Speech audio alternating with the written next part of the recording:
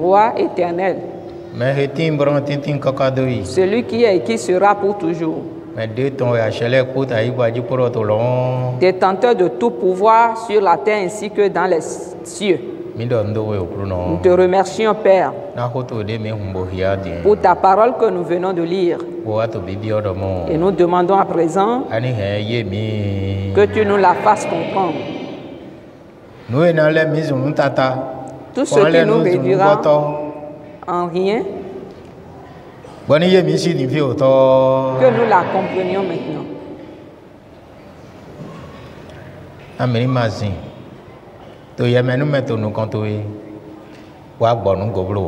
Et que nous ne marchions pas dans l'hypocrisie pour manquer des choses devant toi. Au nom de Jésus.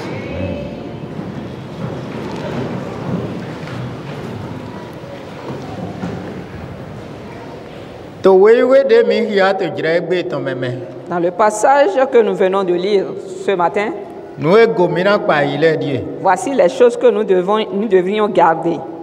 Le 9e verset dit: les enfants d'Israël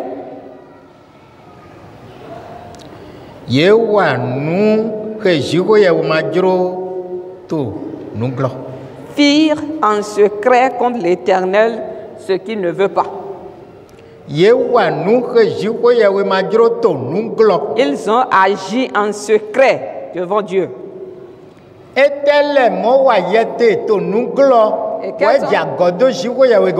quelles sont ces choses que tu fais en secret que Dieu n'aime pas? C'est ce que chacun doit garder.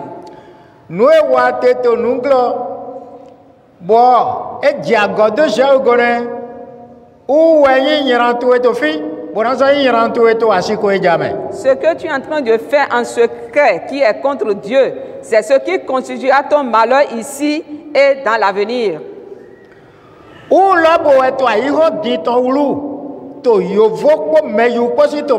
Et c'est la cause du trouble du monde d'aujourd'hui, que ce soit chez les Blancs ou que chez les Noirs.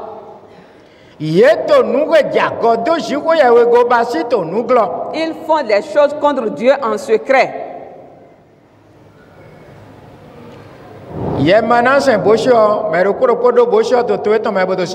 Tu ne te prosterneras pas devant l'idole, mais chacun a son idole qu'il adore. Dans son pays, dans sa maison, dans certaines églises.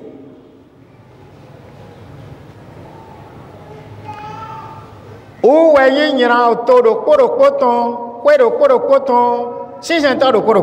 c'est ce qui est le péché de chaque personne ou de chaque famille ou de chaque maison de chaque pays.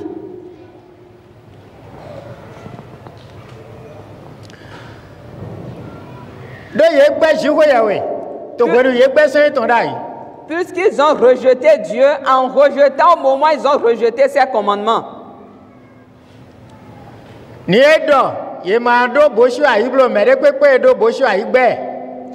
Dieu dit de ne pas faire d'idole ou de représentation quelconque, quiconque fait l'idole ou fait une représentation a déjà rejeté Dieu.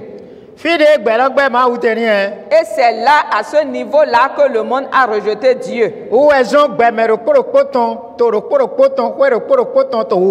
Et c'est ce qui a causé le trouble de chaque personne ou de chaque famille.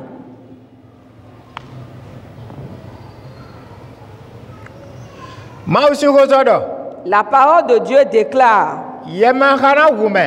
tu ne tueras pas. Mais le monde a décidé de commettre le meurtre. Et c'est ce qui fait que le monde est dans un trouble, que ce soit chez les Noirs ou chez les Blancs.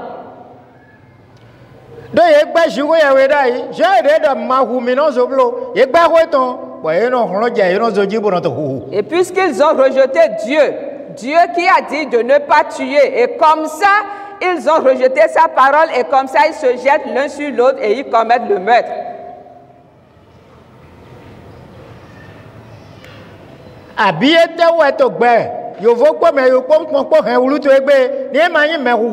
Ou bien, qu'est-ce qui est la base du trouble du monde entier aujourd'hui, si ce n'est le meurtre?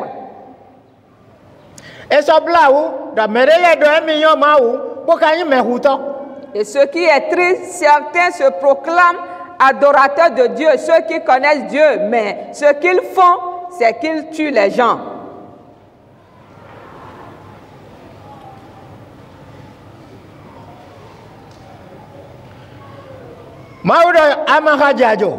Dieu dit, tu ne déroberas point. Mais les gens ont rejeté Dieu au moment où ils commettent le vol. Ou bien, qu'est-ce qui est en train de troubler le monde aujourd'hui si ce n'est le vol?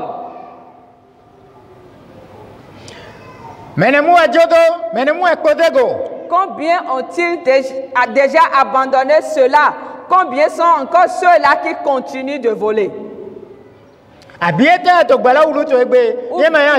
Ou bien qu'est-ce qui est la base du trouble du monde aujourd'hui si ce n'est pas le vol?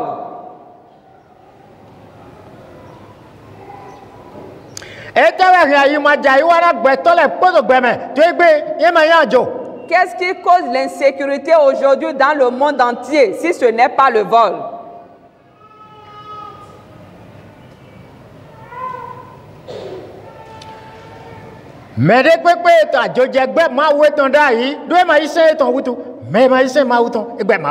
Et quiconque continue de voler a déjà rejeté Dieu.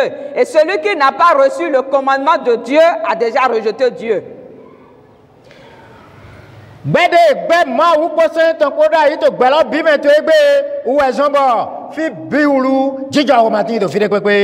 fait qu'on a rejeté Dieu dans le monde aujourd'hui un peu partout, c'est ce qui a fait que la paix est rare aujourd'hui dans le monde.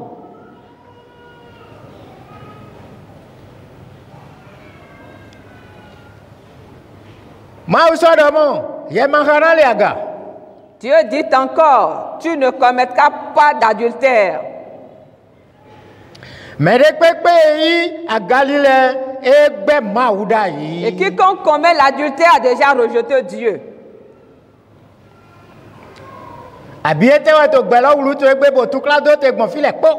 Ou bien, qu'est-ce qui est en train de causer le trouble partout aujourd'hui dans le monde?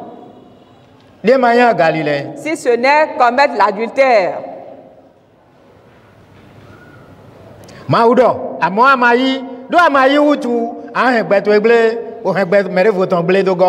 l'a dit et toi tu ne l'as pas reçu. Et puisque tu ne l'as pas reçu, tu vas détruire ta propre vie et détruire la vie de l'autre aussi. Celui qui fait de l'adultère son job a déjà rejeté Dieu.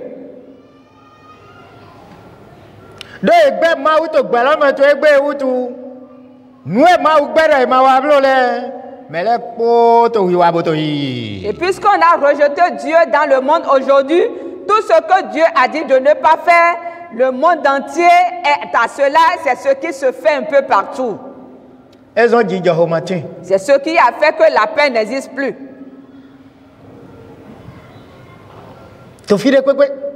Partout.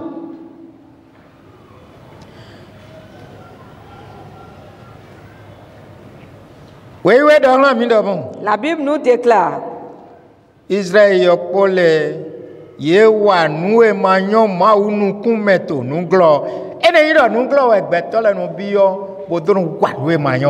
que les enfants d'Israël fient en secret contre l'Éternel des choses qui ne sont pas bien. Ce qui veut dire que quand on veut faire ce qui n'est pas bien, on se cache pour le faire.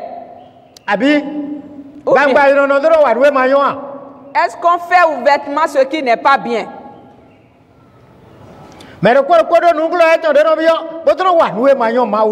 Chaque personne a son lieu de cachette, il va se cacher pour faire ce qui n'est pas bien devant l'Éternel.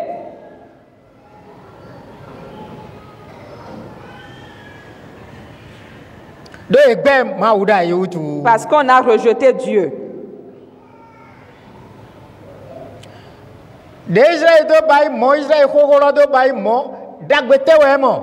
Et quand l'ancien Israël a agi de la sorte, quel est le bonheur qu'il a retrouvé?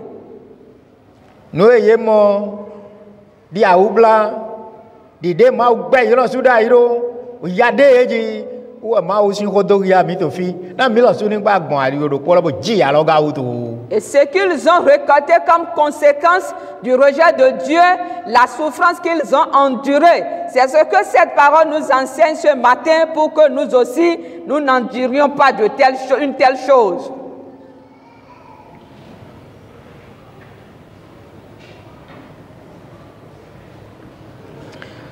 Mais le colocodo nous est un nunglo, azeto nunglo, au boto nunglo, au nundora metado ndido eto nunglo, mais utado nous est rando umeto nunglo.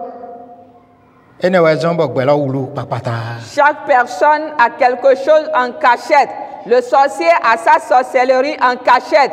Celui qui envoûte a ses moyens d'envoûtement en cachette. Et chaque personne a quelque chose, quelque acte de méchanceté en cachette, et c'est ce qui a troublé le monde aujourd'hui. Mais les potos, Djidjorosien Wado, Djidjoroso Hongela. Tous crient paix, paix, mais la paix s'est éloignée complètement.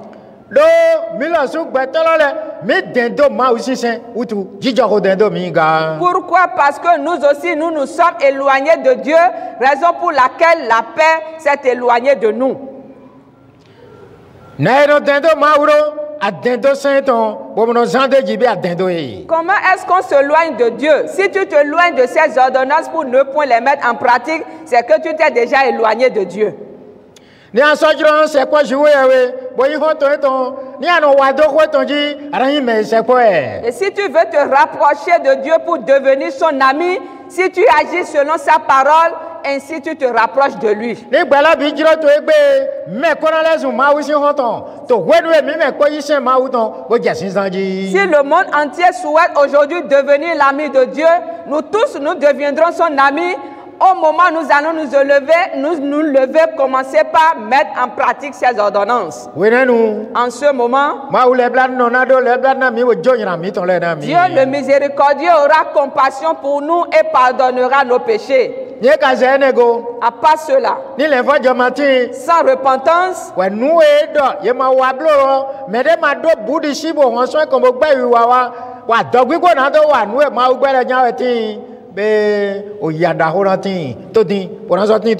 et tout ce qu'il refuse qu'on fasse si aucun de nous ne se lève et pour avoir la crainte de Dieu, pour s'éloigner de ces choses, et si c'est avec courage que nous enfonçons dans le péché, une grande souffrance attend le monde entier.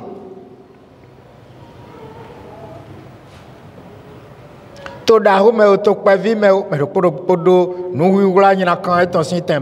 ce soit dans la ville ou dans les villages, chaque personne a son lieu de cachette pour aller pécher.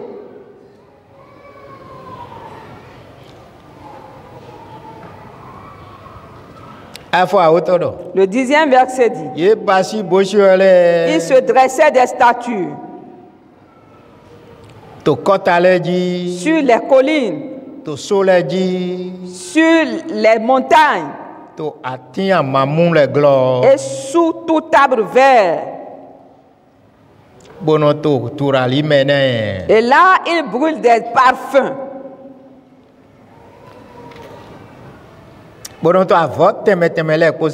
Et font des sacrifices. Au point, ils font passer leurs enfants comme sacrifice.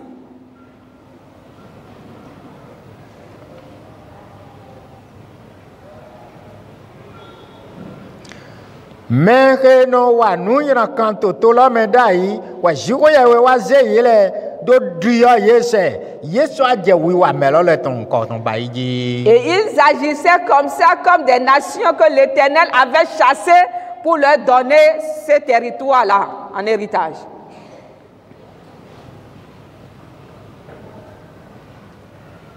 Nous y a nyake melek jiwe we be wana we mele no basi. Les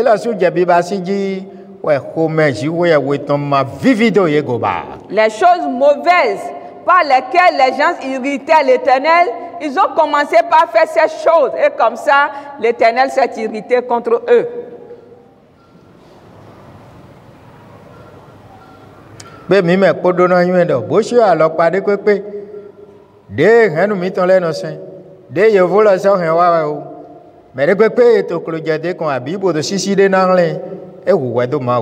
Donc nous tous devons reconnaître que, quelle que soit la nature de l'idole que nos pères adorent, que ce soit chez les blancs ou chez les noirs, quiconque se prosterne devant ces idoles a offensé Dieu. Si tu te éloignes de Dieu, il s'éloignera aussi de toi.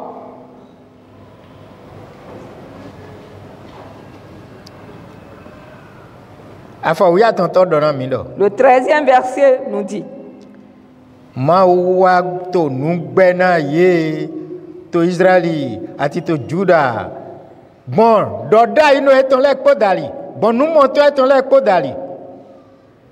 L'Éternel fit avertir Israël et Juda par tous ses prophètes et par tous ses voyants. Et dormant. Et il leur dit,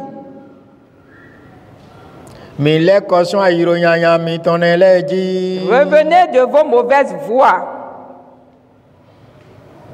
Et observez mes commandements et mes ordonnances.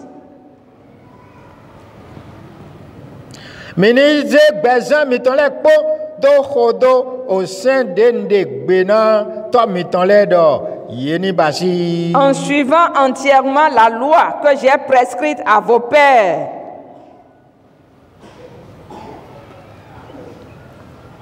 Et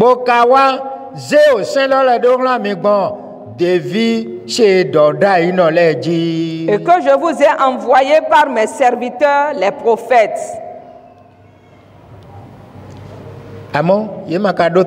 Mais ils n'écoutèrent point. Ils raidissent leur cou, comme leur père.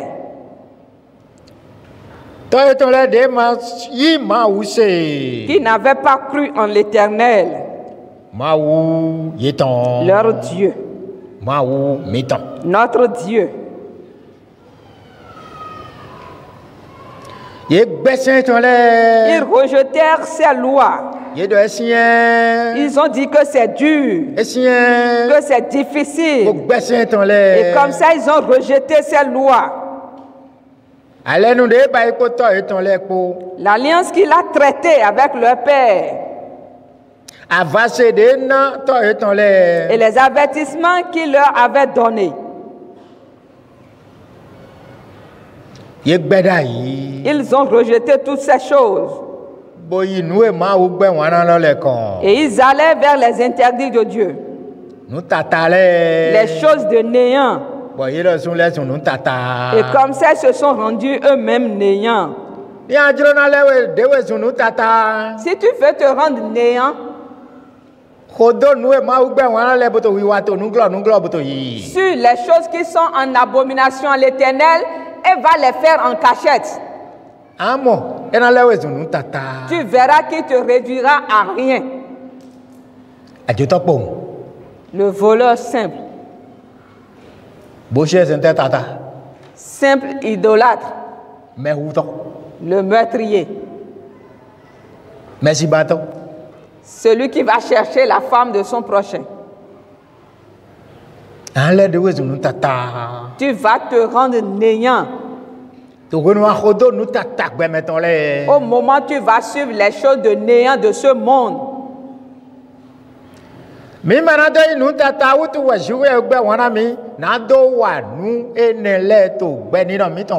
Pour ne pas être ou réduire à rien, c'est pour cela que Dieu nous défend de nous faire ces choses-là du temps de notre existence sur terre.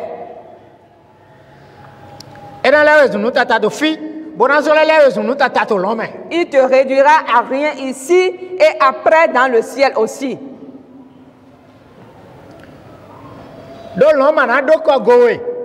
Parce que le ciel ne t'accueillera pas.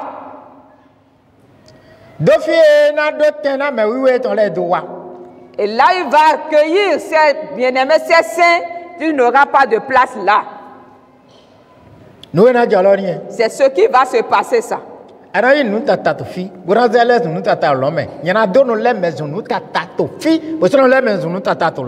seras néant sur la terre et après néant dans le ciel. Le péché rend néant sur la terre ainsi que dans les cieux.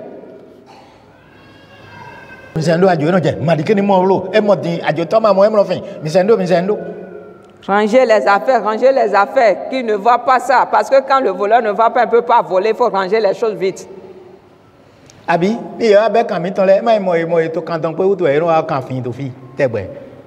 Ou bien quand ils sont venus voler nos fils, c'est parce qu'ils ont vu les fils traîner, non?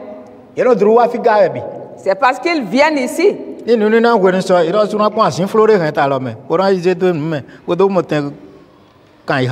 Et au temps de l'offrande, ils vont chercher quelque chose qu'ils vont aller déposer dans le tronc pour voir comment ça se fait. Et après, ils vont chercher les moyens.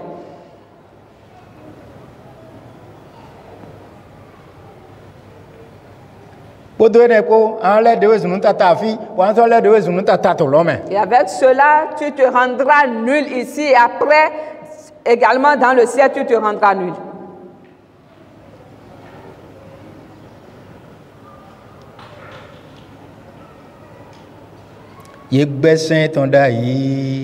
Ils ont rejeté ces lois et ont suivi les choses de néant et se furent eux-mêmes néants.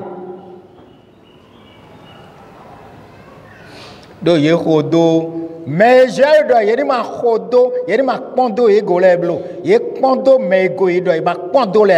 parce qu'ils étaient allés après les nations qui les entouraient, que l'Éternel leur avait défendu d'imiter.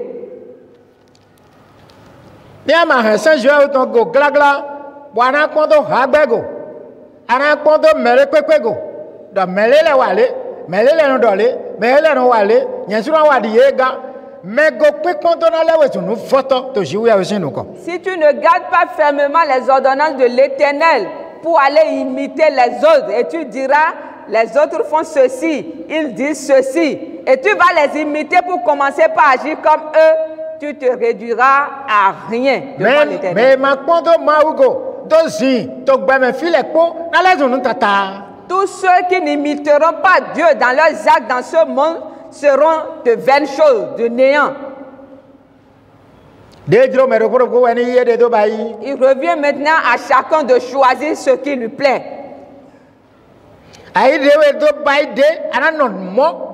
Si tu te rends quelque chose, c'est ce que tu vas rester ça.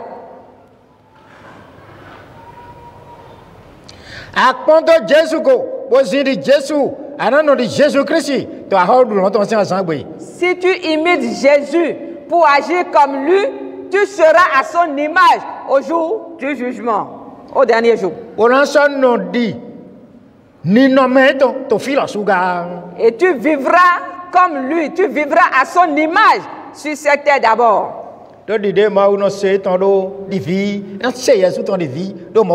Parce que tel que Dieu l'entend comme fils, il t'entendra aussi comme fils.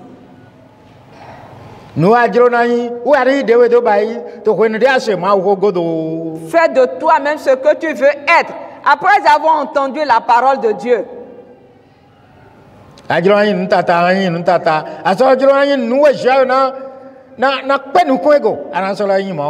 Si tu souhaites être de viles choses, tu le seras. Mais si tu veux être quelqu'un que Dieu entretiendra, tu le seras aussi.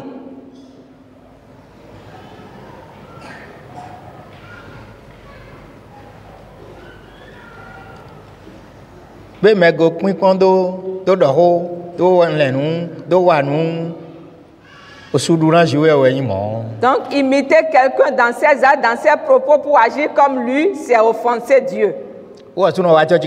Et lui-même, il vient à l'église. Il vient à l'église aussi. Est-ce que Dieu t'a appelé pour venir imiter les gens qui viennent à l'église? Ceux qui observent les préceptes de l'Éternel, c'est ceux-là que tu dois imiter. Ce n'est pas ceux qui les transgressent. Ou ceux-là qui tiennent des propos déplacés. Qu'est-ce que tu vas faire en cachette? C'est que tu te trompes. Tu te réduiras à rien. Parce que tu as suivi les choses de néant. Parce que tu as commis des actes de néant.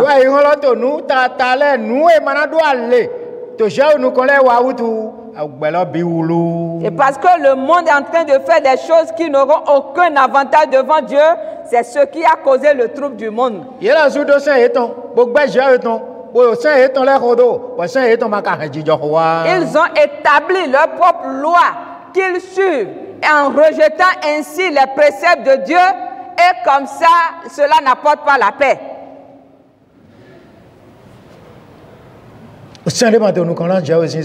Aucune loi n'est devant la loi de l'Éternel. Que les rois du monde entendent. Que les gens élevés du monde entendent. Que les riches entendent. Les pauvres aussi. do Saint-Jean ou ton gomina hein. Bonano zan, medegla mede, ouais quoi dija on a de tinta ibadi. Que nous devons nous attacher fortement aux ordonnances de l'Éternel et faire usage de cela les uns envers les autres avant que la paix ne règne sur la terre.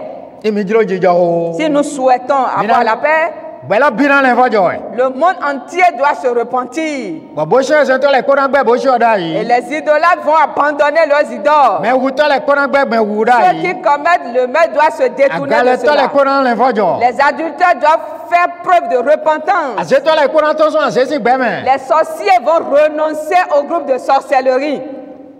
Wena nu dija o nothing. Et comme ça, la paix va régner. Ama zinzan dija hoton, boyin saint dija hoton ama ingando. Si tu ne poses pas les pas de paix en observant les ordonnances de paix, tu ne peux pas avoir la paix. Mais ejiro do ni saint ma uton besoin de ji. Celui qui souhaite avoir cela, qu'il s'attache à la loi de l'Éternel pour les mettre en observation. Ma kwento gbeto le goblo. N'imite pas les hommes. Ma khodo wiwa gbeto de pepe ton. Ne les suis pas dans les actes, Amo khodo fish wi avec ton mais suis le Fils de Dieu, Jésus Christ. Jésus-Christ. Ni no me ton ta ibadi. Son état sur la terre, Mais de ma mondo de go. il était sans défaut Do yin saint Jean ton. parce qu'il connaissait les lois de Dieu. Wenne so wa yin ndudu weton. Et c'est de cela qu'il se nourrissait. Ene wena yin ndudu mi la suton. Et cela doit être aussi notre nourriture. Wa mi na tindo jija ho. Et nous allons avoir la paix Wona so biya holu weton. et entrer dans son royaume. Ni gbelo biso gogo wa saint Jean ton jija ho na tin gbon file ko. Si le monde entier peut revenir sur les lois de l'Éternel, la paix va régner partout. Imi le saint ton bodo zinzan to wendo me to to me ta gume jija ho na tin. Et si nous mettons en pratique ces lois dans nos maisons, dans la nation, n'importe où, dans l'église, n'importe où nous sommes, la paix régnera. Ni makazan de saint ton ji bene wena to mewulu, boto mewulu, boto mewulu, boto mewulu. Et si nous refusons d'appliquer ces choses, c'est ce qui va nous troubler. Don we yiro do jija ho na den do me. Parce que ce qu'on appelle la paix qui se retire, Do ma se po me ba utu. parce qu'elle ne va pas se rapprocher. Do ma yin gbeto jija ho ton utu. Et puisque vous n'êtes pas des hommes de paix, Na Jésus nous devons de pour mi ton le. que Jésus bénisse chacun de nous.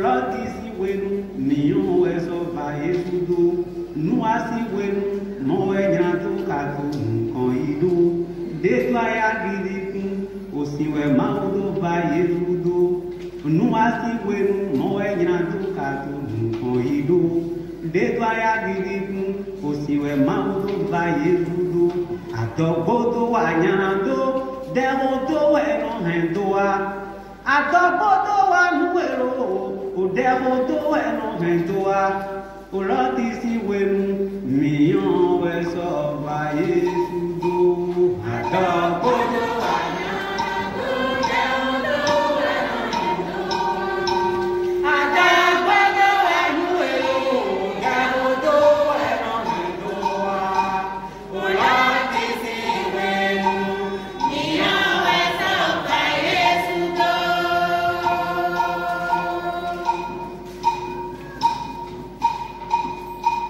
Adogbodo wanyana do Adogbodo wanuelo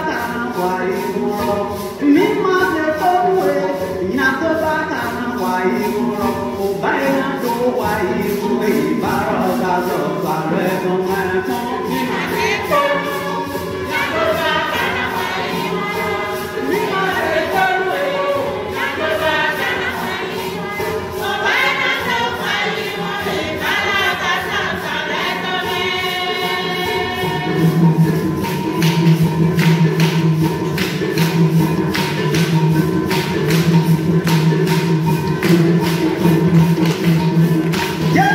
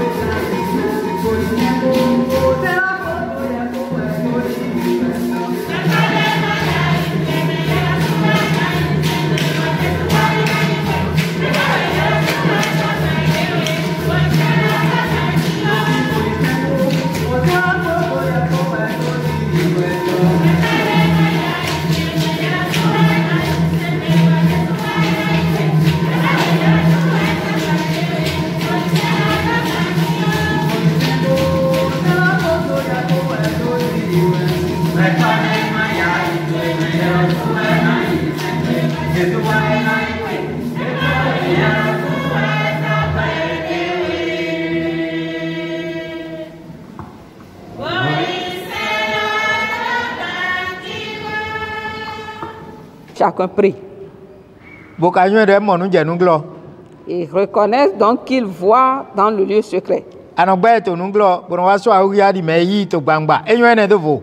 Tu le rejettes en cachette et tu viens te présenter ouvertement comme celui qui l'a reçu, Dieu le sait. Utu minima wa yemenu ene to nu kon etan blo. Pour cela, ne faisons plus cette hypocrisie devant lui, Na mi ta lezu nu tata. de peur que nous ne soyons réduits à rien. Bionu, Demande, ena ba ina we. il le fera pour Ana so toi do pene. et tu viendras lui rendre grâce. To Jesu sin comme. Au nom de Jésus.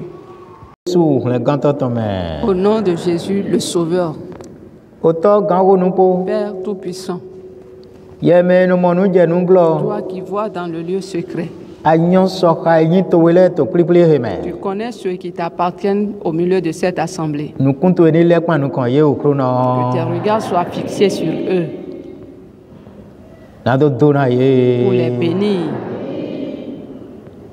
Na do rien son bona pour ye. les guérir, Na do be kento e ton le podo afo e ton pour leur glo. assujettir leurs ennemis. Christi okro no. Christ Seigneur, Dran jijo holo to edo ye me poji. déploie ta main de paix sur eux tous.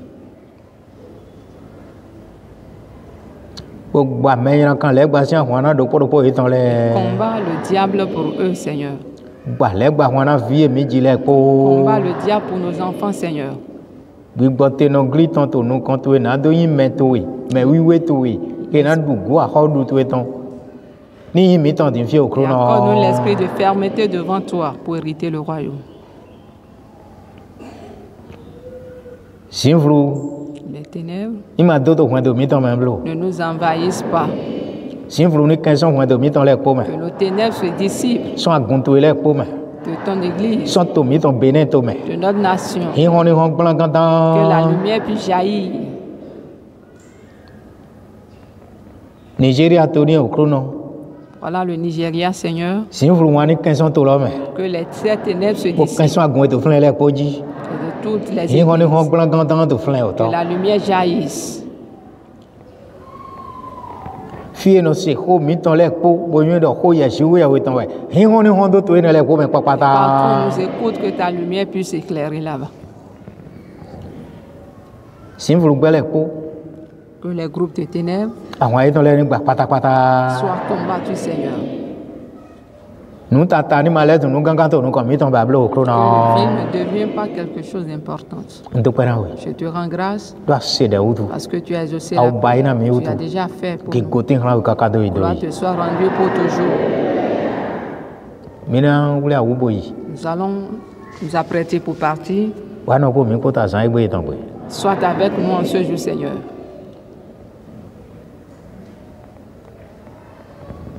Gbigbo to we. Que ton esprit Ni mo tan to mi ma okro no. trouve place en nous. Gbigbo eno juro me de foton. De ma di to we. O to na ba yi to nu kon to we. O no ja yi. Ni ma yin de mi ton ton ba blo. Amen. Mine yi ye do ba si me go mi na kon do ye. Christ kede. Passion de toi, notre O modèle. go mi ni kon do din fi o to. Amen. Gbigbo wiwe to ni ma den to mi ma lo okro no. Et que ton esprit demeure en nous. Ku lon lon ton to ni tin to mi ji ho La popo. puissance céleste soit sur nous. Pour do nu eto nu glo ya mi o Pour to. nous révéler les choses cachées. Nu e mi ma nkan mo nu kun je go le po do ya mi okro no. Révéler les choses que nous ne pourrons jamais comprendre. To Jesu pour le ganto mi ton sin comme. Au nom de Jésus, notre Sauveur. Amen. Alléluia. Alléluia. Alléluia, alléluia. Alléluia. Ni pa gi go na Jesu.